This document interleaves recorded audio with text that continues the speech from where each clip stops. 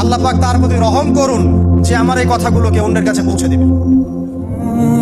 নবীজির ভাষণ। এরপর নবীজি বলছেন, জেনে রাখো নিশ্চয়ই তোমাদের পরস্পরের, মুসলিমদের পরস্পরের সম্পদ, পরস্পরের রক্ত, পরস্পরের এই যে জান মাল ইজ্জত, এগুলো একে অপরের জন্য হারাম। মুসলিমদের পরস্পরের রক্ত, পরস্পরের ইজ্জত সম্মান একে অপরের জন্য হারাম। এর হানি করা একে অপরের জন্য হারাম। ঠিক যেমন আজকের এই দিন হারাম, এই শহর হারাম, এই মাস হারাম।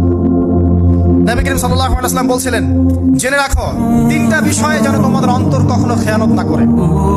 তিনটা বিষয়ে তোমাদের অন্তর যেন কখনো খেয়ানত না করে।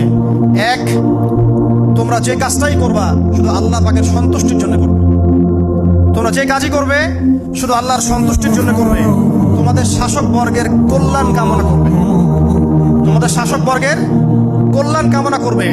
3 নাম্বার, মুসলিমদের জামাতকে আঁকড়ে ধরে রাখবে। মুসলিমদের ইউনাইটেড কমিউনিটিকে আঁকড়ে ধরে থাকবে। এই তিনটা বিষয় পালনের ক্ষেত্রে তোমাদের অন্তর যেন খেয়ানত না করে।